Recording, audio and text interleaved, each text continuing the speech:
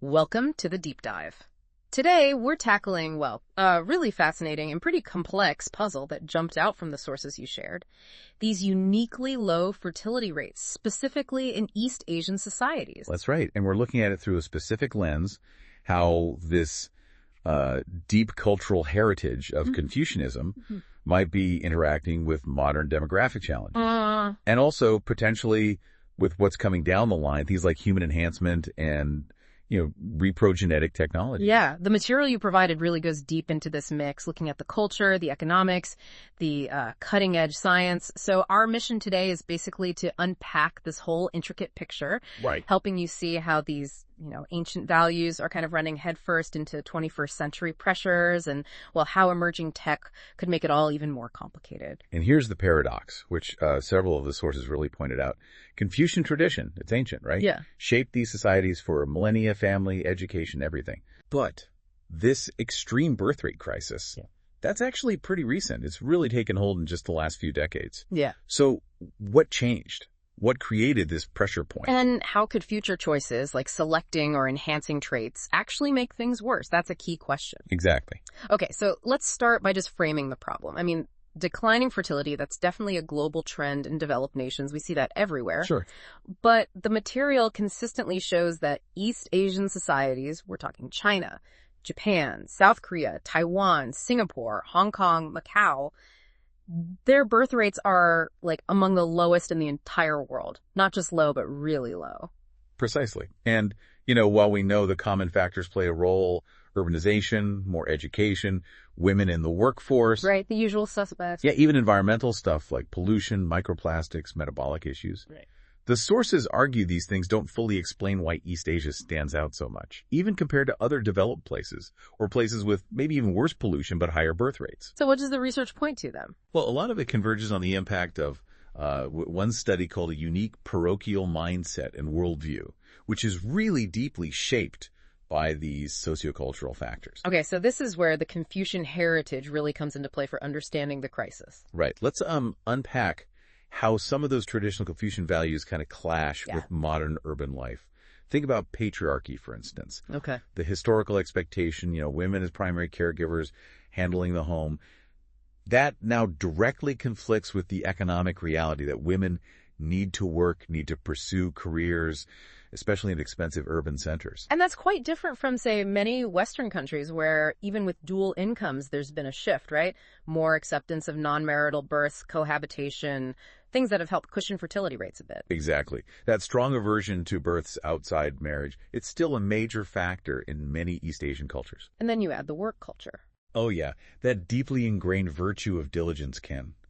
In the modern world, that often translates into these incredibly stressful, all-consuming work environments. Just no work-life balance. Very little, yeah, which makes managing, let alone raising, more than one kid seem almost impossible for many people, if they even have one at all. And then there's the social pressure aspect. Huge. That intense psychological vulnerability to peer pressure, social conformity.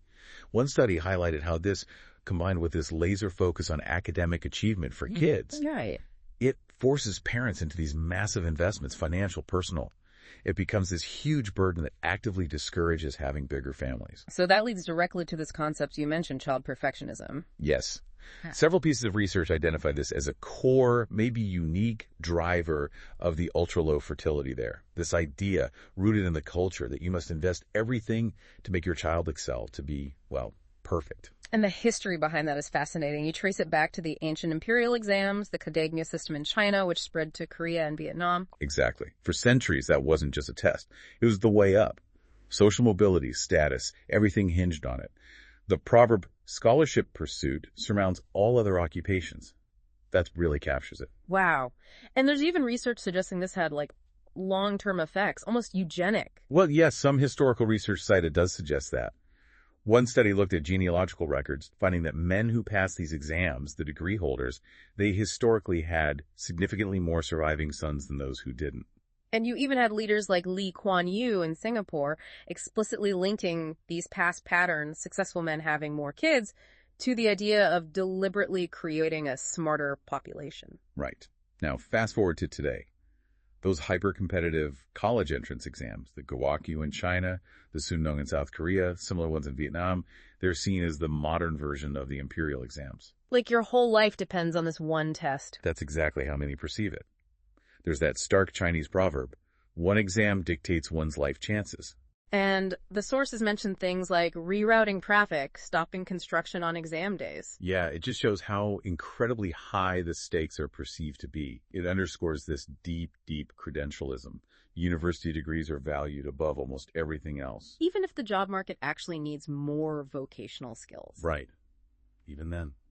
Proverbs reinforce it. A book holds a house of gold out there, or in books there are beautiful women. It paints education as the path to, well, everything good in life. And the parental sacrifice required is just legendary. The story of Mencius's mother moving 3 times for a better school environment. Or cutting the cloth she was weaving when he slacked off Yeber. These are cultural touchstones. They show the expected level of parental investment, the absolute imperative for diligent study. It's intense. And there's another unique aspect the sources highlight, the Confucian focus on continuing the family line. Here and now, maybe less emphasis on an afterlife compared to some other traditions. Yeah. Combine that with often weaker state pension systems than you might see in the West. It creates this real practical and cultural reliance on children, especially sons, for support in old age. That's Fang LD, raising sons to provide for old age. Which ties directly into filial piety. Exactly. A core value. It drives this intense parental focus and sacrifice. You hear it in Proverbs. Among hundreds of virtues, filial piety is the foremost. Or, even if poor, don't stint on education. Parents feel this profound obligation. So how does all this cultural background fuel the competition we see today? It sounds like it sets the stage perfectly. It really does. Multiple sources describe these East Asian Confucian societies as shame cultures. Okay, what does that mean exactly? Shame culture versus... Versus, say, a guilt culture, which might be more associated with internal conscience or religious belief. In a shame culture, social control relies more heavily on instilling shame and the very real threat of social exclusion if you don't conform. So concepts like face, mians, become critical. Absolutely. And family honor, are each. A child's performance, especially academically, isn't just personal. It directly reflects on the entire family's reputation. So success brings glory to the ancestors. Yeah. Exactly. And failure, or just underperforming, brings shame Daelen. Losing face, not just for you, but for everyone connected to you. That's a heavy burden. It feels quite different from, say, some Western ideas where individual worth is maybe framed a bit differently. Ideas from Judeo-Christian traditions or even the U.S. Declaration of Independence suggesting inherent value regardless of status. Right. There's arguably a stronger cultural narrative in some parts of the West about inherent self-worth. Yeah. Whereas in East Asia, the material notes, there can be this disdain for those in less academic or menial jobs. They're seen as lacking. Lacking diligence, quin, or self-cultivation, sishinshin. Proverbs like heaven rewards the diligent and to enforce that judgment. And practically speaking, with less comprehensive welfare systems, life is often harder for those seen as underperformers. Okay, so all of this comes together to create this incredibly hyper-competitive academic world. The pressure cooker schools. Precisely. Parents feel they absolutely have to pour resources into private tutoring, the cram schools. It's like an arms race. It's exactly the Red Queen effect described in some research. You have to run faster and faster just to keep up, just to stay in the same place relative to everyone else. Even with good public schools. Even then. Often, private tutoring is seen as essential just to get into a university that's perceived as good enough to secure a decent future. One report mentioned South Korea spends a percentage of its GDP on private tutoring that's similar to what average OECD countries spend on all higher education. Wow. That's staggering. And the focus becomes just grades, right? Not necessarily learning. Often, yeah. The main goal becomes achieving high scores to avoid shame, which can sideline genuine curiosity or, developing skills for lifelong learning. Reforms often seem to just shift the starting line earlier without changing a basic dynamic. Like China's recent ban on private tutoring, the sources link that directly to trying to make raising kids less expensive as part of a pro-birth policy. Exactly. It's an attempt to break that cost cycle. So, okay, in this world of ultra-low fertility, parents put everything, all hopes, all resources, onto fewer kids, often just one. Which inevitably leads to Well, incredibly unrealistic expectations, pressure for kids to perform way beyond maybe their natural abilities. And the shame culture kicks back in. Parents comparing their kid constantly. Constantly comparing schools, tutors, activities, achievements. It fuels immense parental anxiety. And that leads to extreme parenting, the tiger parenting phenomenon. Right. And the material even touches on some really concerning extremes, like reports of parents giving kids cognitive enhancing drugs, modafinil, Adderall, just for an academic edge. Wow, despite the health risks. Despite the risks, it just shows the sheer intensity of this drive for perfection, for academic success, above all else. And the kids internalize all this. Completely. The sources talk about psychological concepts, like the looking glass self, social comparison theory. Basically, kids learn very early on that their self-worth is tied to how they measure up against others, especially academically. There's that anecdote from Peter Hessler's book, Comparing China and the U.S. Being smart gets you respect in China. Whereas in some U.S. schools, being too smart might make you nerdy, less popular than being athletic or trendy. It really shows the different cultural valuations. So ultimately, all this pressure, all this cost, it just becomes a massive disincentive to have more kids. A powerful, overwhelming disincentive. It creates this vicious cycle. Low fertility means more pressure and resources on fewer kids. Which drives up the costs and expectations per child. Which then further reduces the desire or ability to have more kids. Round and round it goes. Okay, now there's another layer to add here, right? The research mentioned attitudes towards disabilities. Yeah, that's another important piece. Generally speaking, the sources suggest a lower tolerance and greater social stigma surrounding physical or intellectual disabilities in East Asian cultures compared to many Western societies. And why is that? It's often linked back to that cultural emphasis on self-reliance and, again, maybe less extensive state welfare support compared to some Western models. Disabilities can be seen as burdens, sources of shame for the family. The material even mentions some really harsh language being used sometimes. Unfortunately, yes. Terms like trash or garbage have been reported in some contexts. And sometimes interpretations within Mahayana Buddhism might link such conditions to ideas of bad karma, adding another layer of stigma. And this fuels demand for testing. Significantly. Yeah. High rates of prenatal screening, genetic testing, especially PGT, pre-implantation genetic testing in places like China. It's driven by these sociocultural factors, maybe fewer strong religious or ethical objections than in some parts of the West, and even government policies encouraging older women to have kids, which increases age-related genetic risks. Which brings us straight to these emerging technologies and, well, consumer eugenics. Right. Now, historically, eugenics, coined by Galton, was about trying to improve the human race by selecting desirable traits. Social Darwinism applied that socially. Leading to horrific state policies. Exactly, targeting marginalized groups. But the sources we looked at are very quick to critique the fundamental fallacy in that old eugenics idea. How so? Well, they point out that many genes labeled bad actually have evolutionary benefits. Think malaria resistance or the thrifty gene hypothesis for metabolism may be crucial for surviving famines. So getting rid of them isn't necessarily good. It could actually reduce humanity's overall resilience to future challenges we can't even predict. Genetic diversity is valuable insurance. And there was that provocative point about anomalies in talent. Yeah, some sources argue that genetic variations, even ones linked to conditions, might contribute to unique talents. They cite examples like Beethoven, Einstein, maybe even figures like Musk or Zuckerberg, whose abilities are sometimes linked speculatively to traits associated with conditions like bipolar or autism spectrum. The idea being, if we'd screen them out, the world might be significantly poorer for it. It's a challenging thought. So how is modern consumer eugenics different? The key difference is it's usually framed as personal reproductive choice, using tech like PDTP that's polygenic embryo screening, or maybe future germline genome editing. It's not state coercion. And the argument for it is? Often based on procreative beneficence. This philosophical idea that parents have a moral duty to choose the child they think will have the best chance at the best life. Some argue creating life versus choosing among potential lives is morally similar in this context. But there are big problems with that argument, according to the sources. Oh, definitely. Major flaws and ethical concerns. One is simply that parents' ideas of good or bad traits can be really misguided, influenced by fleeting social trends, like the obsession with fair skin you see in some places, despite potential health risks in a changing climate.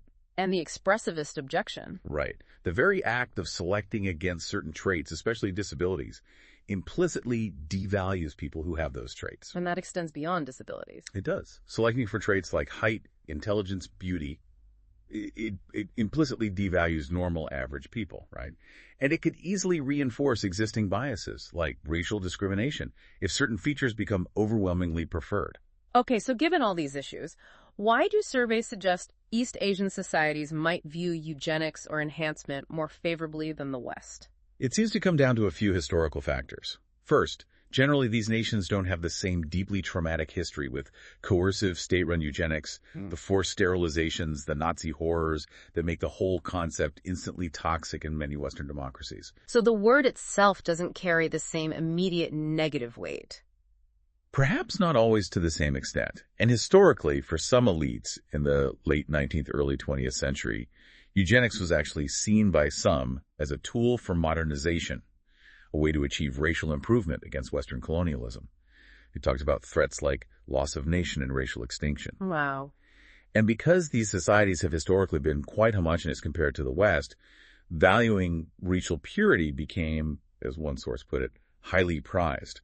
This sometimes gave eugenics a kind of a xenophobic nationalist undertone. Tied to identity concepts like Yamato Menzoku or Denilmanjak. Exactly. And then you look at modern pop culture. K-pop beauty standards, the prevalence of plastic surgery, skin whitening, even extreme things like bone lengthening for height. These create almost impossible ideals. Right. And consumer eugenics could, disturbingly, start to look like a more efficient way to give your kids those idealized traits. Social media just pours gasoline on that fire, amplifying these often distorted ideals. And there were actual eugenics laws and practices in the region, too.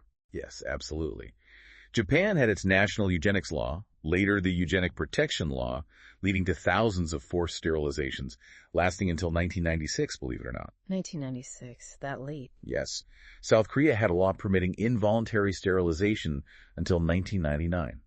Taiwan has its eugenic health law, allowing selective abortion for genetic defects. And Singapore, under Lee Kuan Yew, famously implemented policies like the graduate mother scheme, incentives for educated women to have more kids, sterilization incentives for less educated women, all based on his strong beliefs about inheriting intelligence. And then there's that uterine morality idea among some Chinese feminists. Yeah, a complex point raised in the source is this idea of selecting partners specifically for perceived genetic quality, beauty, intelligence, wealth. It connects to this paradox of leftover women. Highly educated urban women finding it hard to meet partners matching their high standards, partly due to gender imbalances in higher education graduates. So all this competition, this focus on credentials, what's the outcome? The sources talked about an oversupply of graduates. Yeah, exactly. A major consequence discussed is this oversupply of university graduates compared to what the job market actually needs, especially in terms of technical and vocational skills. Which leads to unemployment. Increasing youth unemployment and underemployment, yeah. Especially for graduates. There's even that term in China, rotten tail kids, for unemployed grads living off parents, like unfinished buildings. So you get graduates taking jobs they're overqualified for. Right. Lower skilled jobs, gig economy work, food delivery, cleaning, because the degree doesn't guarantee the upward mobility it once promised. And this fuels disillusionment. Widespread disillusionment, yes. Which is linked to these social withdrawal phenomena, hikikomori in Japan and South Korea, the lying flat and let it rot movements in China. These aren't just individual choices. They're seen as societal responses to this seemingly unwinnable rat race. Okay, so let's loop back to the core concern. How could these new enhancement technologies make the demographic crisis, the low fertility, even worse? Well, they could become the ultimate tools for child perfectionism, right? Beyond tutoring, parents might feel pressure to use PGTP to select embryos for predicted IQ, height, complexion. Or maybe future brain chips aimed directly at boosting exam performance. Even if the tech isn't perfect. Even then, PGTP for complex traits has limits number of embryos, gene-environment interactions. Genome editing has safety concerns. But the pressure could be immense. Pressure from where? Society? Companies? Both. Social pressure from peers, amplified by profit-driven companies marketing these technologies, maybe even using guilt-tripping tactics. Don't you want the best for your child? And the sources mentioned fertile couples using IVF just to get access. Yeah, that's a real concern. Discuss otherwise healthy couples undergoing invasive IVF solely to screen or edit embryos for enhancement. Some ethicists would call that malpractice. So here's the potential cycle. The tech is expensive. Very expensive. PGTP, editing, brain chips. likely a huge financial burden. So parents who might have wanted, say, 2 or 3 kids might decide they can only afford one enhanced child. That's the core fear, that the sheer cost leads parents to opt for just one optimized child, directly worsening the already low birth rates. But what about the counter-argument? Could costs come down? Economy of scale? The material addresses that. Maybe costs decrease, maybe enhanced kids need less tutoring, offsetting costs. But the critique is Pretty strong. Many complex medical procedures needing skilled professionals. Think dental implants, they stay expensive, even when mature. So enhancement tech costs are likely to remain high. which means unequal access. Exactly. Widening the gap between rich and poor. And maybe medical tourism if it's banned in one place but available elsewhere. Plus, if everyone focuses on academic enhancement, it just makes the graduate glut worse. Likely, yeah. Exacerbating the oversupply of credentialed individuals, intensifying the Red Queen effect, worsening labor market imbalances, creating shortages of essential blue-collar workers. And immigration isn't seen as a likely solution in East Asia.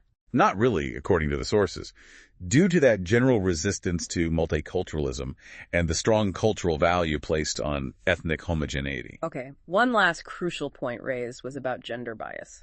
Right. How could these technologies potentially worsen existing gender biases in patriarchal Confucian societies? The fear being, if the tech is expensive and you can only afford it for one child, Parents might prioritize sons for enhancement, especially given the traditional reliance on sons for old age support.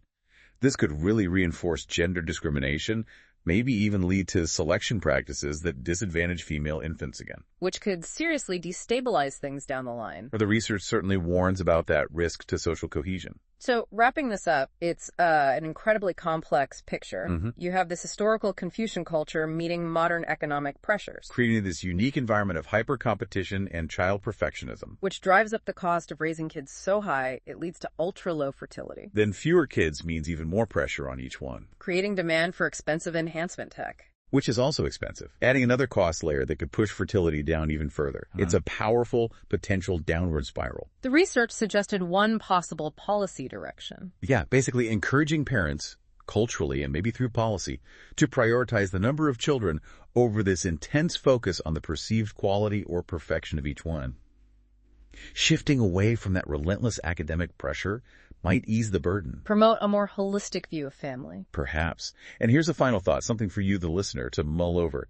The traditional Confucian ethos is fundamentally about contributing to family and society, right? Right. Could that value actually be better fulfilled, not by trying to engineer one perfect child for maximum status, but maybe by embracing diversity? Yeah. By raising multiple children with varied talents, recognizing that maybe biological, evolutionary, even reproductive success in this uncertain world actually lies in that variation. It really makes you question how we define success, doesn't it? For our kids, for our societies, for ourselves. From ancient exams to gene editing.